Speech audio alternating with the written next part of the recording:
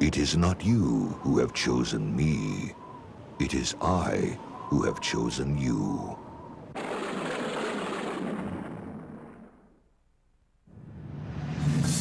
We are not here by accident. We have a vital role in God's eternal plan. We have a job that no one else can do.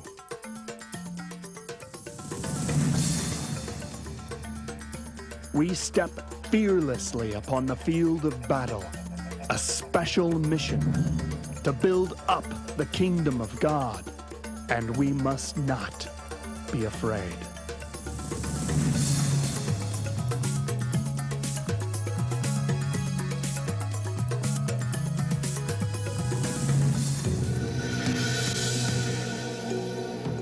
For once, there was a time when noble heroes gave their very lives to serve God.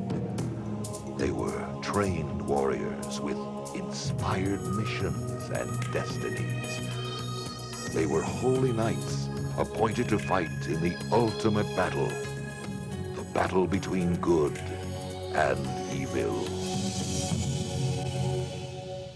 We are the knights dedicated to Christ and his holy mother. We are the Knights of St. Michael.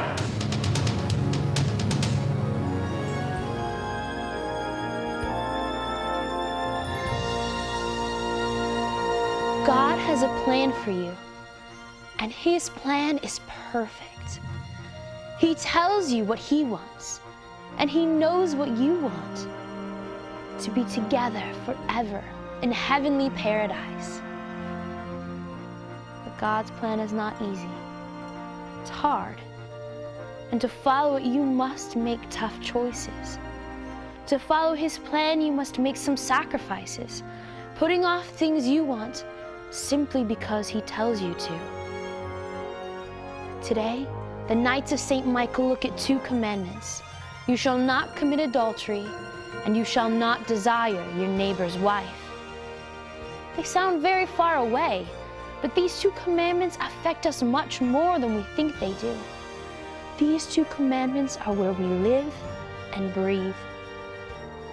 Come with us on a journey as we discover the immense battle that we must brave and the even greater reward that waits in store for us. Join us as we jump body and soul into the perfect plan of our God. Blessed are the pure of heart, for they shall see God. The nights are on now. It's nighttime.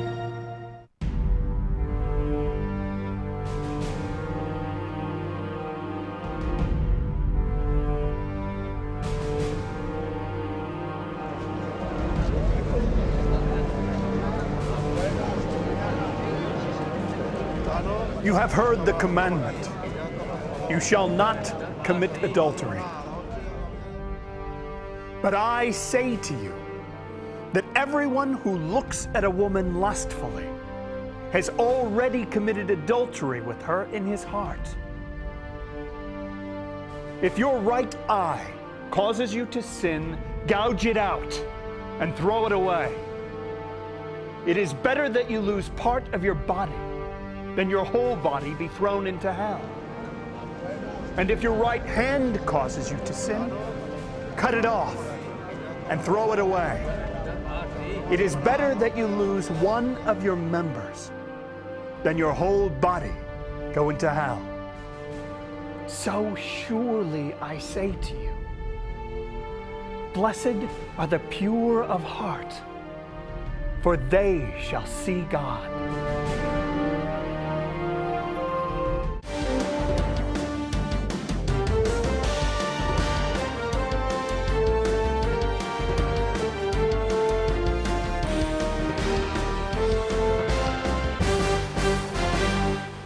Hello, and welcome to WARN World News. Reporting today from St. Michael's Tower, I'm Dan Belinsky. And I'm Mary LaHood. Our first story: there has been an exceptional amount of research conducted on the issue of sexual activity, especially of persons under the age of 18. A recent study shows that many teens are sexually active at an alarmingly young age. The report goes on to link sexual activity to a wide variety of negative situations, including various contagious diseases, depression, single parenthood, abortion, and decreased marital stability. Among those who have already become sexually active, over 2/3 regret their choice and wish they had waited. The bottom line, young people who are physically intimate at a young age find themselves increasingly cynical of future relationships and suffer from depression much more than those who are not sexually active. But it's not all bad news. In cities all across America and all around the world, there has been a backlash. New groups are emerging where young people come together to dedicate themselves to live a life of chastity and find support and encouragement with others who are doing the same. One such group is appropriately called the Chastity Team, founded at a university in Florida. The Chastity Team was started by a teenage girl from California named Stephanie Smith, who decided to live Christ's call to purity and who wanted to help others do the same. The group she began holds regular meetings, leads novenas, and even organizes Eucharistic adoration, praying for holy and pure relationships. One of their major events is a 9-day all-out celebration in the days leading up to Valentine's Day. It is affectionately entitled Love Week and was started in order to help people focus on Jesus as the real meaning of love. In a phone interview, the Chastity Team's president and foundress, Stephanie Smith, said, "We see the devastating consequences of the lifestyle of modern culture. So the Chastity Team tries to inspire men and women to do God's will by leading pure and chaste lives. We've had many people tell us they have been truly inspired by this ministry." Thank you, Stephanie. Other groups, like the Pure Love Club and many others, are making real positive changes in the lives of the young, and not so young, all around the world. We here at Warn World News salute all those who are seeking to show the peace and joy of true love. And our final story, a recent trend shows an overwhelming increase in the number of young people pursuing the priesthood and religious life. We interviewed one such person today and offer you his first-hand perspective. Why would you choose to be a priest if you knew you must take a vow of celibacy? Well, the main reason I'm studying for the priesthood is because through prayer and also through the guidance of a faithful priest, I believe I'm being called to the priesthood as well, that God's calling me. And although in this vocation I will have to give up the relationship with a wife, and then also that intimacy to which a man and woman have in the sacrament of marriage, I know that Jesus will give me much more than what I'm giving up. And besides that, with celibacy, we often look at it as a sacrifice, but it's also a gift. And through this gift, God's calling us to give ourselves entirely to Him, to love Him with an undivided heart, and so we're able to give ourselves entirely to Him and to the service of the church. Now, it's up to you. You can live a life of purity according to the command of Christ, or you can live a life contrary to His plan and deal with very serious consequences. The choice is yours. This is Dan Belinsky. And I'm Mary LaHood, signing off from WARN World News.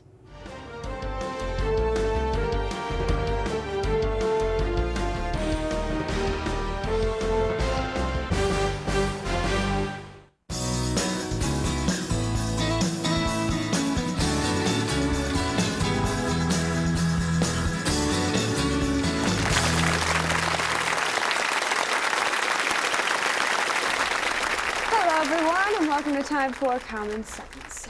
I'm Miss Liz. Today we have a rather surprising guest, Mr. Hugh Grossman. I was surprised when Mr. Grossman agreed to be our guest. It is rare for someone in his line of work to appear on a show like this. So, although I disagree with everything he does, I appreciate him showing up to explain his perspective. Mr. Grossman, please tell us a bit about yourself. Well, I am the president of an entertainment company that produces TV shows and motion pictures and award-winning websites and of course our world-famous magazine, Real Men. Excuse me? Real men? As opposed to what? Unreal men? What's the mission behind this magazine? Well, in a word, it's desire. We've built an empire on one simple objective: give the people whatever they want. We the people, by the people, for the people. Interesting. You offer them what they want?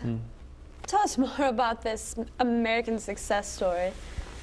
Well, 20 years ago, our company introduced Real Men, which is a men's magazine. It combined everything that real men love: fast cars, technology, art. Great art. It's been a home run ever since. And what about women? Do they buy your magazine? Well, I doubt it. They're not our target audience. Seeing that most women are highly offended by your degradation of women and mockery of family and motherhood, I can see why they don't buy it. So, you've seen it. Miss Liz, I am surprised. But now, you tell me, what Adam wouldn't mind looking at a beautiful little Eve now and then? Oh, I have no problem with Adam's looking at Eve's, just as long as Eve is dressed modestly. The fig leaf and all that, you know. Well, you know, Miss Liz, it was God who gave man a human nature in the first place. He equipped us with certain impulses. Men like to go hunting, for example. They like to drive fast cars. They like to play on the internet. And there's nothing wrong with a little eye candy. A little eye candy? Mr. Grossman, the eye candy you're talking about are human beings, created in the image of God. It is true God gave mankind a human nature with certain impulses, but he expects us to control them. Yes, men have a hunting instinct, but so does a snake. We all have an appetite, but we shouldn't eat poisoned mushrooms or drink sewer water. There's a right and wrong way to use our natural desires. Is it possible, Miss Liz, that my right ways are different from yours? I feed an appetite that needs to be satisfied. Satisfied? How? Your products have a devastating effect, flooding people's minds with warped ideas of love and relationships. You feed people junk food that is not only bad for them, you take away their appetite for real food. Miss Liz, you can't blame me for that. People want something and I sell it, freely and legally, I might add. And unlike yourself, we are against censorship. You probably want everyone to wear blinders their entire lives. No, Mr. Grossman, I want people to see. In fact, I want people to see more than you're showing them. The problem with your garbage is that it claims to reveal a person when in fact it hides them. You're taking something sacred and making it into something shameful. There's far more to a woman than just her body. Her lasting beauty lies within. Beauty on the inside. Well, this art that you were offended by was being sold long before I got into this business, and it will be sold long after I'm gone. What's the big deal? Nobody gets hurt by it.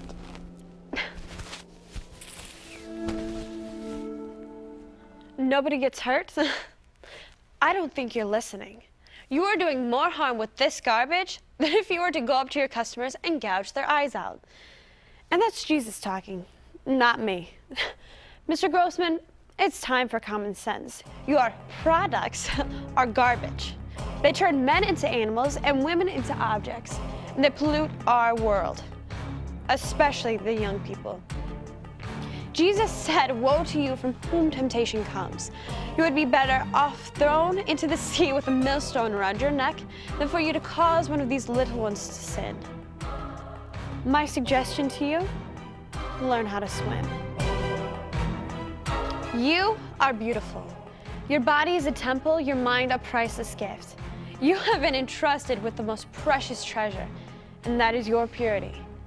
Preserve and protect it, because you were created for a life of true beauty, not for the life of a grossman.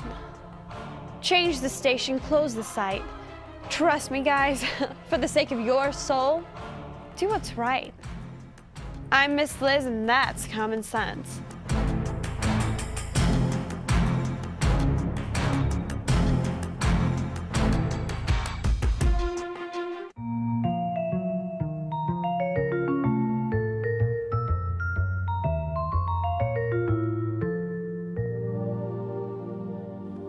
I never knew you watched television. It's good to see you relax. What are you watching? Magic, Mini Positive. Pure magic. It's a movie that one of my colleagues made.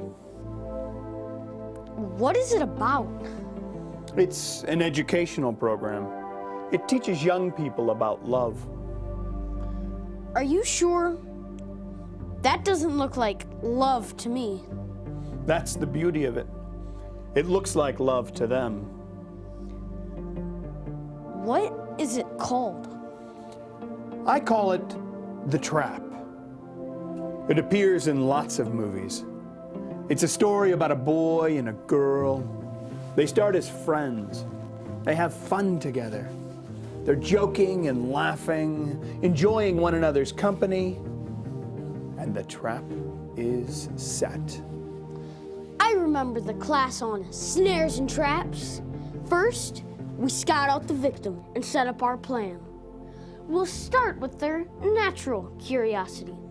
Then, we throw out the bait, drawing them in, step by step by step. Then, one day, when things couldn't get any more perfect, wham! We got him, like a mouse in a mousetrap. We got 'em all right. It's just too easy. They are so predictable. All it takes is a little temptation, and then it all comes natural. They're hardwired for physical attraction. They can't turn it off. I mean, they can try, but temptation's back 30 seconds later. It's a part of who they are. They can't help it. Somehow it just doesn't seem fair. They don't stand a chance against us. And by the time they realize what happened, wham! It's too late. But what happens after they get caught in the trap? That's where it gets good. We convince them. When their purity is gone, it's gone. It cannot come back. Then the sadness comes, the depression, the loneliness and isolation, the feeling of being used, and of course, the unavoidable result of all the poor choices ahead. You know, I have to admit, that really sounds horrible. You have no idea, Mini Positive. You have no idea.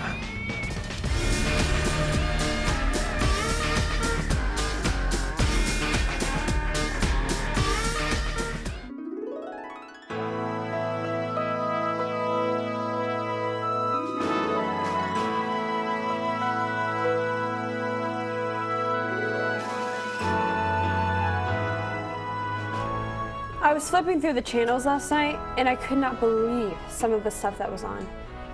It seems like the whole world has given into the temptations of the devil. It feels like purity doesn't even matter anymore, and no one's warning the young people of the dangers. It's true. People are tearing their lives apart just trying to figure out where happiness lies. They think that sex is the answer, but we're so much more than a body. We have a soul. You know, what needs to be done is somebody just needs to explain the beauty of what life actually is. Right. You know, if only we could put into words how incredible God's plan is, Yeah. that it actually works, and that people can be happy, that true love can be found. The saints show us what life could potentially be if we would only be faithful to God's plan. You know, when Artie and I were at school last semester, we were part of the chastity team. And we had heard so many stories of young girls who made wrong choices that one night I wrote a drama of the tragedy of their broken hearts. Yeah. The scene opens with a pretty girl. Her life centered around fashion and parties. But on the inside, she was being torn apart. My best friend in high school, her name was Bridget. And she was really good. But I'm talking like weird good. She was always coming up with ideas about our future husbands, about waiting for true love. But who thinks like that anymore, let alone lives it? And for what? I laughed at her, of course. We were practically inseparable until I started to have fun.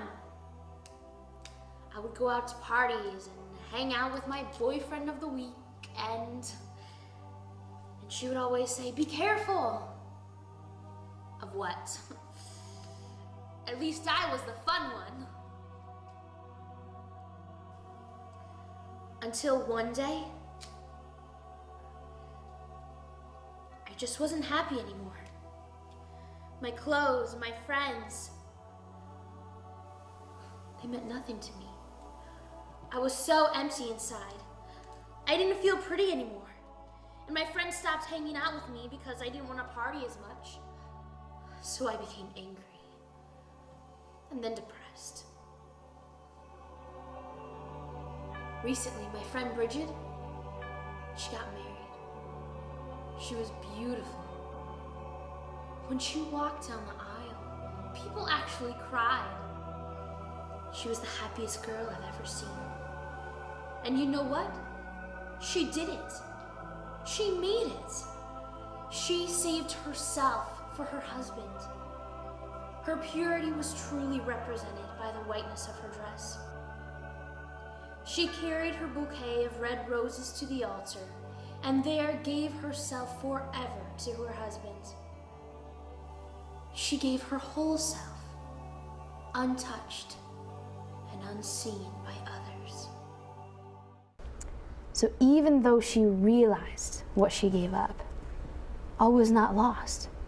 With a renewed commitment to live a life of purity, she gets to start over by going to confession and praying. The secret is we must realize our sins are nothing in the light of God's mercy. Yeah. It's beautiful. And it's not going to be easy, but we all have to learn how to walk away from temptation. It takes a strong will to defend against the tidal wave of impurity, but with God's help, we will do it. That's right. That's right. We need to pray so hard. Yeah, me too. It sounds like a good Stop for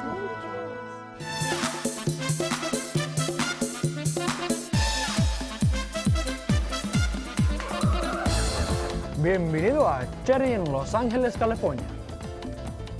Dr. D, I have no idea what you're talking about. Purity? No one has ever told me what purity is. I've never even heard the word before, so I'm pretty sure I can do without it. Cherry, por favor. You've never even heard the word before? Give me a break.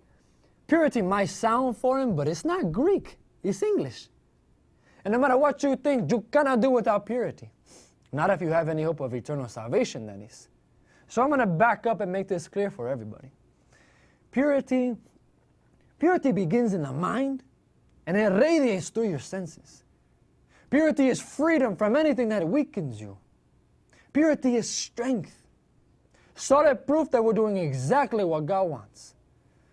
In heaven, everyone is pure. Which means everything they think, everything they want, everything they do is in perfect balance with the will of God. That's what makes it heaven. And you better start training now if you're going to get there. You and me both. A wise man once said to me, remember this, You are either pure or you are toast. Hey, somebody write that down.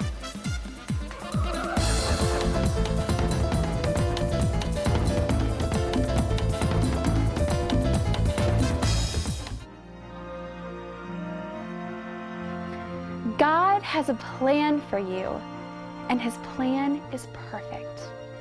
It's not easy, it's not common, it's not popular, but it is perfect. A wise man once said, "You never know what you've got till it's gone." But when it comes to purity, let us prove him wrong. We must protect the purity that God has given us in our minds, in our bodies, and in our souls. We are all made in the image and likeness of God. He gave us a body and a soul, and we are destined to bring both of them to the Father, to live with him in perfect happiness if we follow his plan. But when it gets challenging, and we know it will, remember your Father's personal promise. Blessed are the pure of heart, for they shall see God.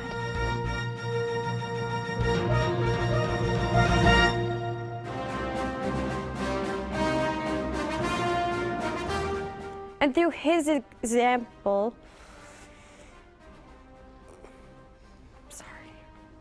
Oh, Hello. Let's start again. 1, 2, 3, 4, 5, 6, 7, and shake. What do you think of that? Nice. You like it? Yep. Now give me a little kick.